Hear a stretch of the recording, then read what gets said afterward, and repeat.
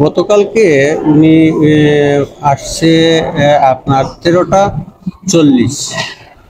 ওই টাইমটা একটা এন্ট্রি করছে এখানে। এন্ট্রি করার পর তো উনি ছিল। আজকে আমি বিকাল 3টা থেকে আমার ডিউটি শুরু হয়। বিকাল 3টা থেকে আমি সন্ধ্যা পর্যন্ত ডিউটি করি।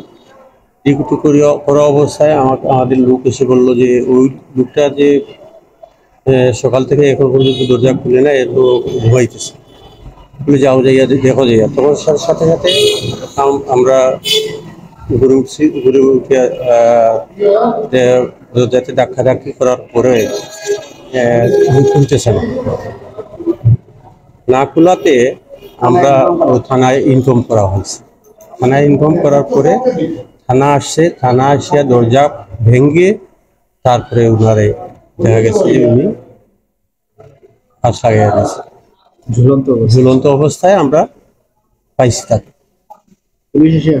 পুলিশ আসার পরে এটা তার আগ পর্যন্ত তো আমরা দরজা খুলতে পারিনি, কারণ যেহেতু ধাক্কি করছি, খুলতেছে না।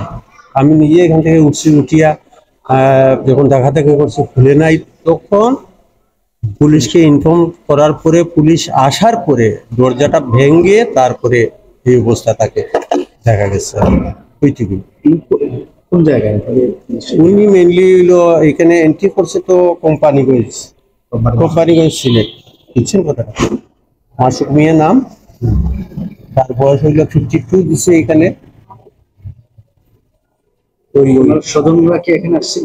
ওনার স্বজনটা আসছে দেখছে। পুলিশ আসার পরে, আগে আসে নাই, পুলিশ আসার পরে আসিয়া তারপরে অ্যাম্বুলেন্স আসছে, থানা থেকে অ্যাম্বুলেন্স আনাইছে ওনারা আসিয়া নিয়ে গেছে আর কি। ওইটুকু। এরকম ঘটনা তো আপনাদের আগে কখনো না, আর কখনো আমাদের জানা মতো আমাদের নাই। এই প্রথম এই ঘটনাটা ঘটছে।